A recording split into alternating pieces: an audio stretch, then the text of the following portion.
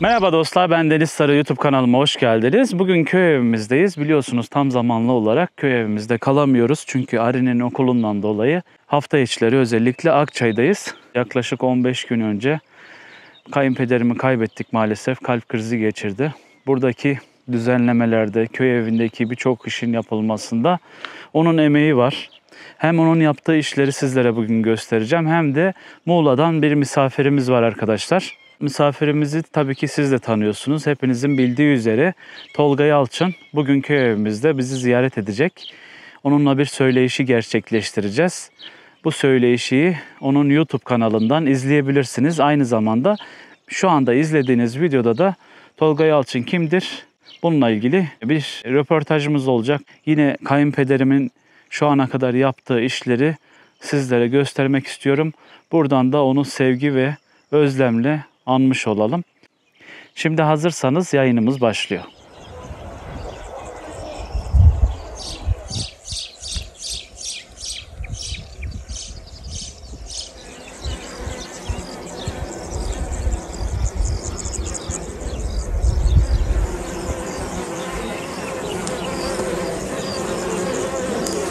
Gördüğünüz üzere her tarafta otlar var. Biraz sonra Musa abi gelecek. Traktörle bir kısmını biçecek. Geri kalanını da ben tırpanla biçeceğim. Çünkü meyve ağaçlarının arasına traktör giremiyor. Şimdi köy evimizde kayınpederimin yapmış olduğu düzenlemeleri sizlere göstermek istiyorum. Bu sebze yataklarının yapılması, çitlerin yapılması, şöminenin yapılması hepsinde onun emeği vardı. Şömine tabii tam olarak bitmemişti. En son ateş tuğlası alıp ateş tuğlasıyla onu güzel bir şekilde dekoratif bir şekilde yapacaktı. Ama maalesef ömrü vefa etmedi. Şöyle yaptığı işleri sizlere göstermek istiyorum. Bakın çok güzel sebze yatağı yapmış evin önünde. Buraya salatalık ekecektik. Tabii şimdi kayınpederim vefat ettiği için yarım kalan işleri biz tamamlayacağız. Burada ada çaylarımız var arkadaşlar. Şöyle ada çaylarını sizlere göstereyim. Bakın şu dekoratif taşlarla şöyle etrafını çevirme, lavantaların etrafına yapma. Özellikle şu ada çaylarının etrafındaki bu düzenlemeyi kendisi yapmıştı. Gördüğünüz üzere. Bakın balkonunu bu şekilde kendisi yaptı. Önünde çiçekler var. Çok güzel dizayn edilmiş. İçeride tavuklarımız var.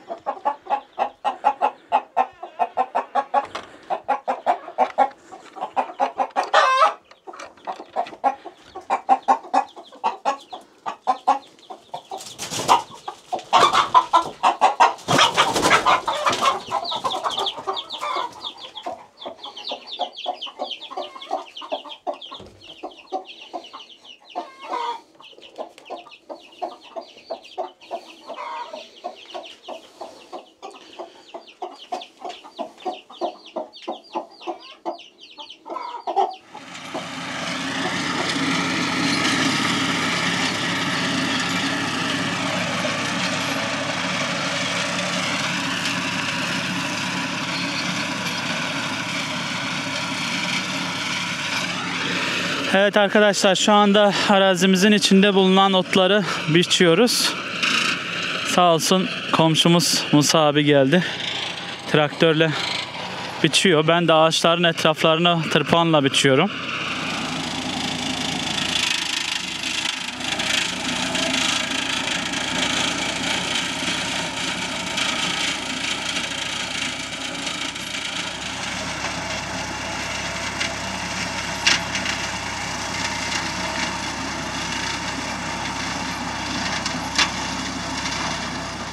Mayıs ayının sonu, Haziran başında artık otlar biçilir.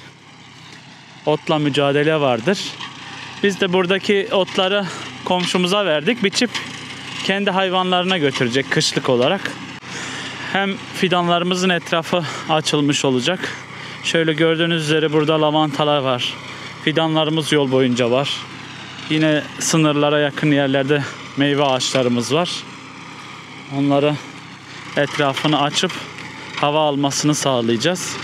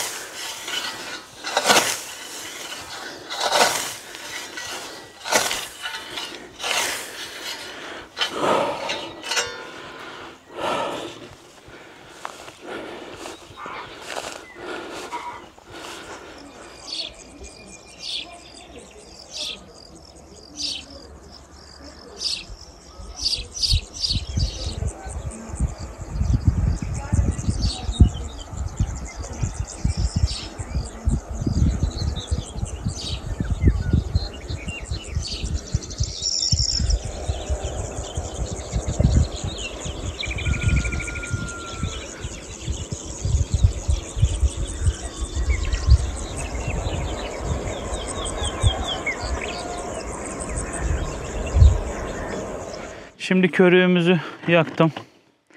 Şöyle çıra kullanıyorum. Ve inek tezeyi üstüne atıyorum yaktıktan sonra. Gördüğünüz gibi çok güzel. Şimdi maskemizi giyip eldivenlerimizi takacağız. Ve arıcılığın olmazsa olmazı şöyle el demirinizin olması gerekiyor. Çerçeveleri ayırıp bakmak için. Şimdi hemen arıların içine geçip bir arımızın kontrolünü birlikte gerçekleştirelim arkadaşlar.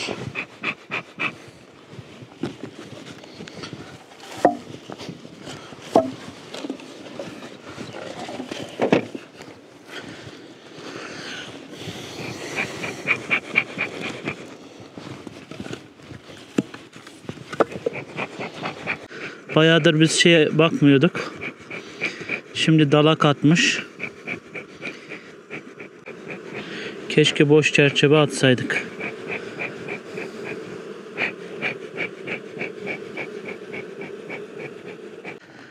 Şöyle kasnaklı daha önce hazırlamıştım. Yani mum atmadan kara kovan olsun diye bu kasnaklı çerçevelerden atacağım. Gördüğünüz üzere bakın. Burada arı dalak vurmuş.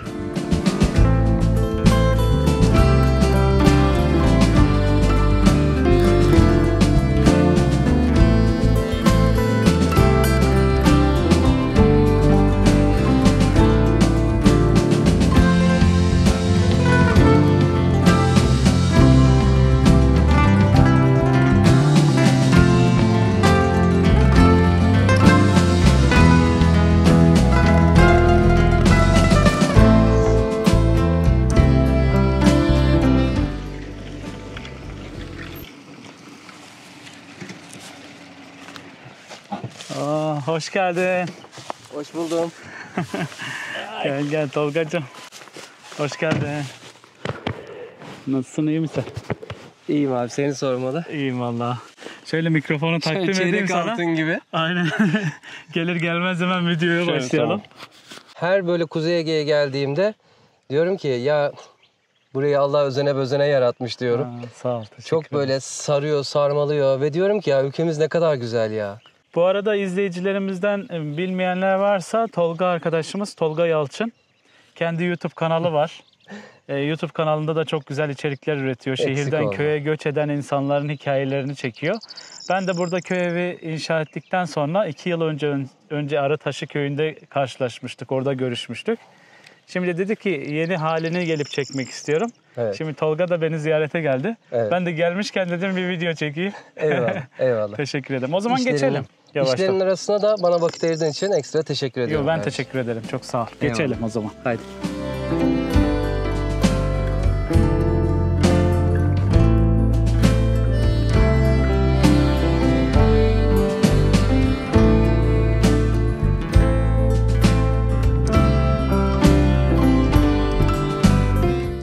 Moderatör sensin, yönetmen de sensin. Evet. Sen sor, ben cevaplayayım. Çok Şimdi tatlı. sen herkesi çekiyorsun.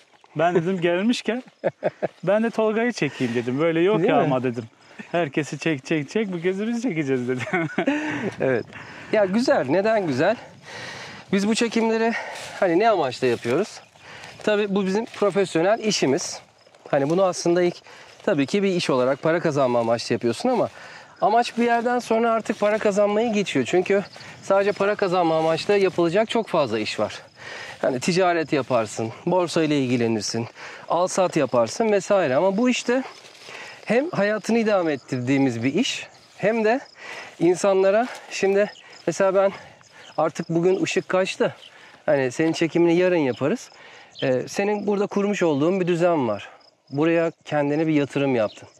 Geleceğine bir yatırım yaptın. Bak burada ağaçlar dikiliyor. Burada toprak zenginleştiriliyor. Belki bu zamana kadar burada zehirli tarım yapıldıysa, bu topraklara ilaç atıldıysa sen şimdi o toprakları temizleyeceksin, ıslah edeceksin ve güzelleştireceksin.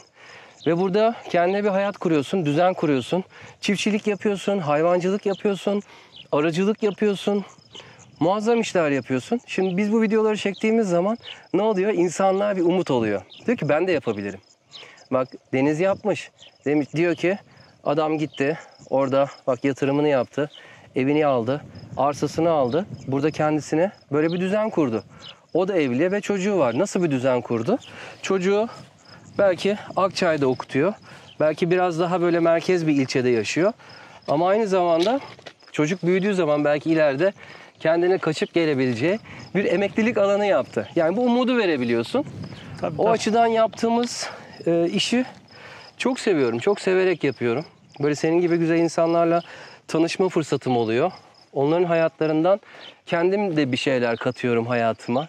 Ben de öğreniyorum. Ben genelde videolarımda zaten kendi merak ettiğim soruları soruyorum. Pek hazırlık yapmam. Spontane, doğaçlama, aklıma ne gelirse senin verdiğin cevaba göre o an aklıma gelen kontra bir soru. İzleyicilerimizin biraz ruhunu okuyabildiğim için onlar neyi merak edebilir? Onlar ne öğrenmek istiyor? Bu hayata adım atmak isteyen insanların kafalarında nasıl endişeler var? O yüzden onları da bildiğim için, iyi analiz ettiğim için bunca 6 yıllık süreçte o soruları mesela sana soruyorum ki adam desin ki evet ya bak benim de kafamda bu soru vardı. Demek ki bu böyle yapılıyormuş. Demek ki olabiliyormuş. O zaman biz de yapabiliriz. Evet. Tolga şimdi biz seni tabii uzun süredir tanıyoruz ama oldu da ya bizim videomuzda ilk defa seni birisi izledi. Tanımadı. Yeni denk geldi. Sen onlar için kendini biraz anlatabilir misin?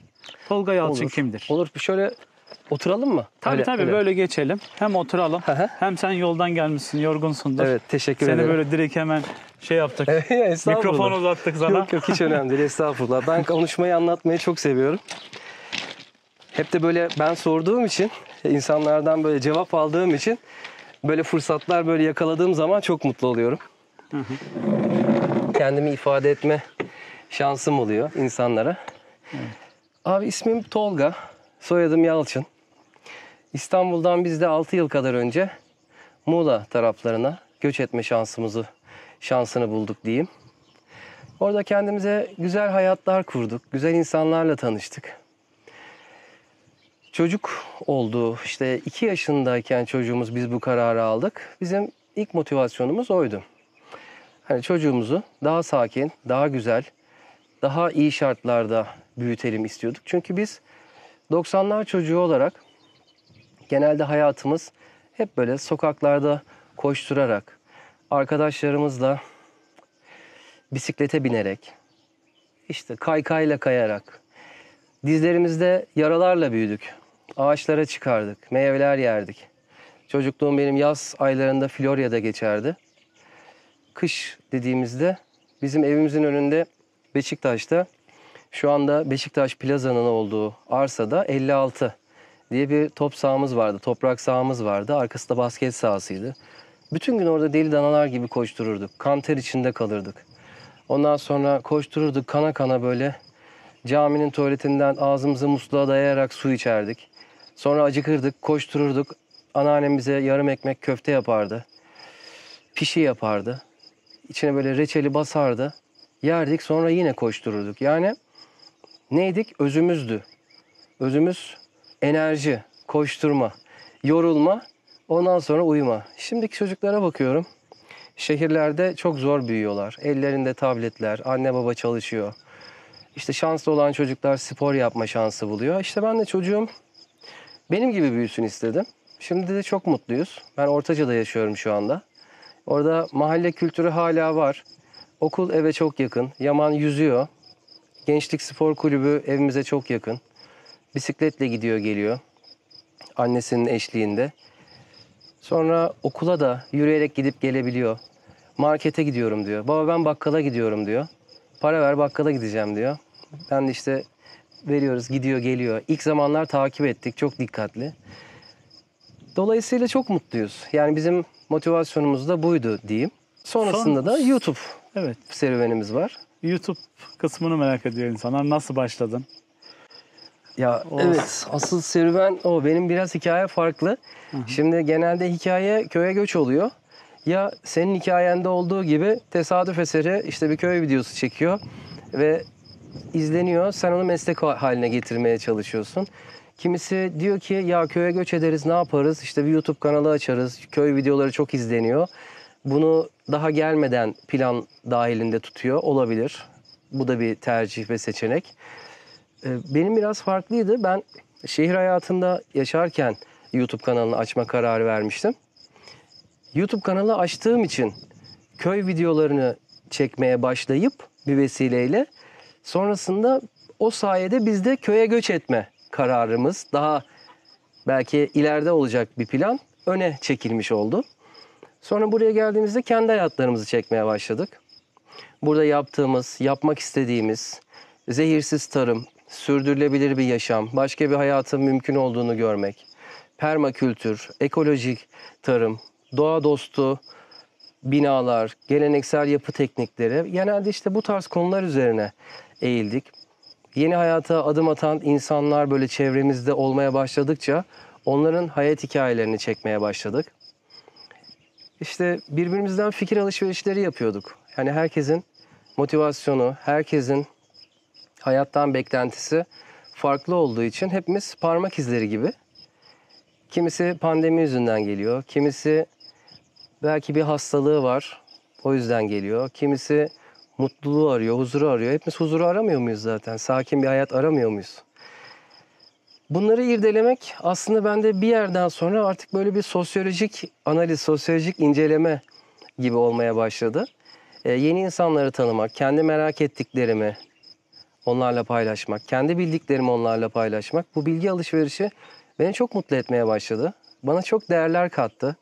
Beni pişirdi diyebilirim. Zaten böyle de olması lazım. Yani herkes bazı konularda çok bilgili, bazı konularda da cahildir. Ben cahilliklerimden çok mutluyum. Çünkü her cahilliğim bana yeni bir şey öğrenme mutluluğu katıyor. Yani o yeni bir şey öğrenmenin mutluluğu vardır ya, böyle hani insanda artık bir hormon mu salgılıyor artık bilemiyorum. Onu öğrendiğim zaman mesela kitap okuma alışkanlığı da biraz öyle. Çünkü o kitabı okuduğun zaman sürekli kendine bir şey katıyorsun. Düşünsene, hayatın boyunca yanına bile gidemeyeceğin, belki hayatını kaybetmiş bir yazarın tüm ömrünü böyle vererek bir süzme yoğurt gibi yapmış olduğu bir 200-300 sayfalık bilgiyi sen istediğin zaman, istediğin kadar, istediğin yerde okuyorsun. Yani aslında ondan dinliyorsun. Ben kitap okuduğum zaman öyle yaparım. O kişinin sesi sanki böyle kulağımdaymış. O bana anlatıyormuş gibi gelir. Çok büyük bir hazine. Çok büyük bir güzellik. İşte yeni bir şey öğrenmek, yeni insanlarla tanışmak da bana bu duyguyu veriyor. YouTube serüvenim de böyle. Evet, şimdi kadrajı değiştirdim arkadaşlar. Biraz da böyle yan yana olalım. Birlikte Tabii, gözükelim. sen de kadrajda ol. Daha güzel bir sohbet olsun. Sürekli içerik üretiyordum. Seni izlemek de keyifli gerçekten. İçerik üretmeye devam ederken birdenbire ne olduysa sen durdun. Yani hiçbir şey üretmemeye başladın. Hatta benim takipçilerimin bir kısmı da bana ulaştı. Dediler ki Tolga niye içerik üretmiyor? Ne oldu? Bıraktı mı bu işi dediler. Evet. Onlara cevap olarak ne söylemek istersin? Ya öncelikle hepsinden özür diliyorum. Yani çıkıp bir açıklama yapmam gerekirdi. Bu sebeple çekemiyorum diye. Ama çok zor günlerdi. O yüzden hani sen de mesela şimdi başın sağ olsun. Sağ ol, teşekkür Hani ederim. kayınpederin hakkın rahmetine kavuştu. Şimdi sen de diyorsun ki işte 10-15 gündür elim kameraya gitmiyor. Yastayım. Şimdi senin süreç çok kötü. Tabii ki artık bir sona ulaşmış. Yaşlı bir insan hayatını kaybetmiş. Devri daim olsun, mekanı cennet olsun. Amin. Amin. Sağ Ama ol. şimdi sen mesela bu süreci çok uzatamazsın. Çünkü sonuçta bu bir hak ve belirsizlik yok. Bir sonuca ulaşmış bir konudan bahsediyoruz. Şimdi benim eşim rahatsızlandı geçtiğimiz yılın başında. Ve büyük bir belirsizlik vardı. Hani ne olacak? Biz ne yaşıyoruz? Bizim başımıza da gelebilir miydi böyle bir şeyler? Hep böyle haberlerde duyduğumuz veya başka insanların yakınlarının başına gelen şeyleri duyuyorduk. Hep diyorduk ki ya işte Allah şifa versin. Umarım iyi olur. Geçmiş olsun diyorduk ve tabii ki ateş düştüğü yeri yakıyor. Biz kendi hayatımıza devam ediyorduk. Ama o insanlar çok farklı şeyler yaşıyormuş. Bunu ben kendi başıma gelince anladım. Hani eşimin isteği üzerine hani bu konu üzerine çok da fazla hani detaylı bilgi vermemiştik. O çok böyle o süreçte çok büyük sıkıntıları asıl kendisi yaşadığı için öyle bir şey rica etmişti. Yani bir beyin tümörü diyeyim, çok kısa çok özetle onu anlatayım. Sonrasından öğrendiğimiz iyi huylu bir beyin tümörü vardı. Çok büyüktü. Onun ameliyatı olması gerekiyordu. Ve o süreç çok sancılı geçti. Yani yaklaşık bize 1 yıl kadar sürdü. Çünkü sadece o da değil. Hani o ameliyatın tetkiklerinde kalbinde başka bir sorun çıktı. Önce onu halletmesi gerekti. Sonra o sürecin 2 ay 3 ay beklemesi gerekti. Sonra bir beyin ameliyatı oldu. Çok ciddi ve çok riskli bir ameliyattı. Yani her şey olabilirdi. Yani felç olabilirdi, sakatlık olabilirdi, Çok hayatını geçmiş olsun. kaybedebilirdi. Evet. Ve benim için çok değerli bir insan. Yani ben devam edemeyebilirdim yani o onsuz. Ne yapardım bilmiyorum yani. Şu an sağlık durumu nasıl? Çok şükür iyi. Tümörü iyi huylu. Ameliyatı çok başarılı geçti. Cerrahpaşa Hastanesi'nde Barış Küçükyürük doktoru. Dünyanın en iyi insanı olabilir. Yani süreç tabii çok sancılı ve meşakkatli de olsa o hem psikolojik olarak hem de hani teknik olarak bizi her zaman rahatlattı ve her zaman o güveni, o rahatlığı verdi. Çok başarılı da bir operasyon oldu. Ve çok riskli bir operasyon olmasına rağmen hani Gamze'de en ufak bir komplikasyon olmadan, herhangi bir yani olabilecek kötü ihtimallerin hiçbiri gerçekleşmeden ameliyat bitti. Sonrasında da patolojiden de sonuçlar temiz gelince tabii ki rahatladık. Sonra iyileşme süreci şimdi çok iyi. Gözünüz aydın diyelim. Geçmiş olsun. Allah kimsenin başına vermesin. Amin. Çok zordu. Amin. O amin. yüzden şimdi ben bunları yaşarken yani çıkıp böyle bir şeyi zikretmek hani eşimin ailesi, kendi ailem Tabii. hani çok zordu bunları dile getirmek. Ben de kendi içime kapandım. Çünkü gözün hiçbir şey görmüyor abi. Bir de onunla ilgilenmen gerekiyor. Sağlık sorunları yani kolay bir şey değil tabii ki. Yaşadığınız Çıkacaksın, şey. bir açıklama yapacaksın. Biz yani ünlücülük oynar gibi basın açıklaması yapalım. İşte şöyle böyle yani sonuçta biz de normal sıradan insanlarız yani. Bir iş yapıyoruz. Tamam, güzel bir iş yapıyoruz. Bir topluluğa hitap ediyorsun ama çok da fazla böyle bir basın açıklaması yapmak gibi veya işte böyle insanlara açıklama yapmak. O süreçte kendi psikolojim çok kötüydü. Depresyondaydım. Çok mutsuzdum. Tam şimdi böyle hani duygu sömürüsü gibi olmasın ama yani dokunsalar ağlıyordum, öyle söyleyeyim. Evet evet. Şimdi o konuşmayı yapmak, o açıklamayı yapmak, o etkileşime girmek, o tekrardan hani o iyi niyet dualarını bile almayı göze alamadım yani o ara. Çok Kaç kötüydü. ay ara vermek zorunda kaldın? Yani 1 yılı Bir yılı buldu. buldu değil mi? Tam işte o süreç bitti. Ondan sonra tam yeniden bir daha başladım. Bu sefer Amerika'dan öyle bir kötü haber geldi. Abim de bir benzer bir şey çıktı. Vesaire. Yani sözün özü işte insan her şeyin başı sağlık. Sağlık tabii. Bir sürü plan yapıyoruz. Bir sürü hayaller kuruyoruz. Ama o planları yaparken hiç bunları göz önünde bulundurmuyormuş insan. Tabii. Ve bu gerçekleştiği zaman diyorsun ki tamam hayat durdu. Yani geri artık bundan sonra köy, kırsal, doğa, deniz, koylar, hayaller, planlar her şey yerle yeksan oluyor. Bazen bizim planlarımız dışında işte sağlık sorunu oluyor, ölüm oluyor. Yani istemediğimiz şeyler olabiliyor. Öyle. Peki nasıl şu anda toparlanma sürecindesiniz? Artık toparlandınız. Sağlık sorunu iyi eşinin. Evet. Vallahi kardeşim kabulleniş. Evet. Yani orada artık diyorsun ki her acı hani şey derler ya seni öldürmeyen şey seni güçlendirir diye. Artık bundan sonraki süreçte diyorsun ki tamam her şey bizim başımıza gelebilirmiş. Daha artık bundan sonra olaylara zaten sakin bir mizacım var. Ve yine daha sakin karşılamak. Her şeyi kabullenmek. Her şeyin bizim için olduğunu kendimize hatırlatmak her gün. O yüzden her günü böyle bir ömür gibi yaşıyorum artık. Ne güzel. Buna çalışıyorum. Tabii ki %100 bunu başarıyorum. Ben artık erdim, mükemmelim, huzura, huşuya vardım, ayaklarım havada, nirvanadayım diyemiyorum. Evet. Ama ne zaman düşsem, ne zaman bunalıma girsem, depresyona girsem bunları hatırlatıyorum kendime. Diyorum ki sadece bugünüm var. Bak şu anda ne kadar güzel bir yerdeyiz. Güzel bir dostumun yanındayım. Evet, Güzel bir sağ ol. çekim yapacağım. Teşekkür Burada ederiz birlikte abi. güzel böyle çaylarımızı içeceğiz, kahvelerimizi içeceğiz. Bugün iyiyim. Evet. Yarın bakarız. Bundan sonraki biraz planlarından bahsedebilir misin? Mesela artık içerik üretmeye başladın. Evet. Haftalık yayınlar yapıyorsun. Evet. Bundan sonra senin izleyicilerin senin kanalına geldiğinde ya da haftalık seni beklediğinde nelerle karşılaşacaklar? Valla sıkı bir şekilde çalışmaya devam ediyorum. Şu anda yani önüme başka bir mani çıkmazsa sağlık engeli gibi üretmeye devam edeceğim. Evet.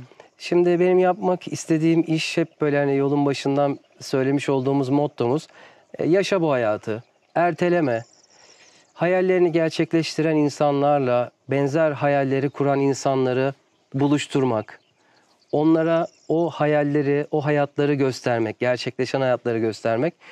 O yüzden bunu yapmaya devam edeceğim. Ne güzel. Bu İnsanlara şekilde umut devam oluyorsun. edecek. Yani seni izleyenler işte bak böyle bir yaşam da varmış. Bu işi başarmış. Hani çünkü insanlar şehirlerden kırsala göç ettiklerinde bazen endişeleri olabiliyor. Bir şeyleri yaparken tereddütleri oluyor. Sıkıntılar oluyor, ekonomik sıkıntılar oluyor. Ama sen bunların örneklerini gösterdikçe insanlar diyor, aa bak böyle de olabiliyormuş demek. Evet. Çok Çünkü, güzel bir iş evet. yapıyorsun. Teşekkür Bu ederim. arada abi. meslektaş olduğumuz için de çok mutluyum. Ben de gurur duyuyorum. Senin yaptığın işlerle de seni de takip ediyorum. Ve en büyük hayalim de daha çok denizde de vakit geçirebilmek. İşte yaşa bu hayatı dediğimiz zaman herkes kendinde bir hayal kurar. Kendine bir umut kapısı arar ya. Hani bir hedef koyduğun zaman yaptığın işi daha şevkle yaparsın. Kazandığın paranın bir amacı olduğu zaman daha dört elle sarılırsın. Ben denizde olmak istiyorum ya Deniz. Denizi seviyorsun Denizi değil mi? çok seviyorum. Yani şöyle hani denizde olmak, balık tutmak, koylara, arabayla gidilemeyecek koylara gitmek ve kendi hayatımı da artık biraz daha fazla çekmeyi planlıyorum. Evimi güzelleştirmek istiyorum. Yaşadığım yeri işte atölyemi yeniden canlandırmak istiyorum. Kümesimi yeniden canlandırmak. Bahçemi şu anda çimlendiriyorum. İşte garajımın brandası çok eskidi. O beni rahatsız ediyor böyle. Eskilerden kurtulup böyle giymediğim kıyafetleri böyle verip böyle minimalleşmek, sadeleşmek, etrafımın böyle derli toplu olması. O sana pozitif Evet. bir enerji veriyordur. Doğada daha çok vakit geçirmek istiyorum. Bunların videolarını da çekmek istiyorum. İşte bu zamana kadar yapmış olduğumuz gibi karavan turları olabilir. İşte oğlumla işte bir çadır kampı olur.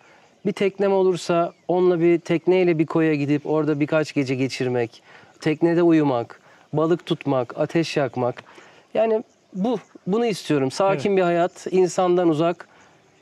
Böyle istediğim zaman, istediğim arkadaşlarımla, istediğim insanlarla bir arada olup onun dışında hani insandan mümkün mertebe biraz izole, böyle münzevi bir hayat Evet. hayal ediyorum.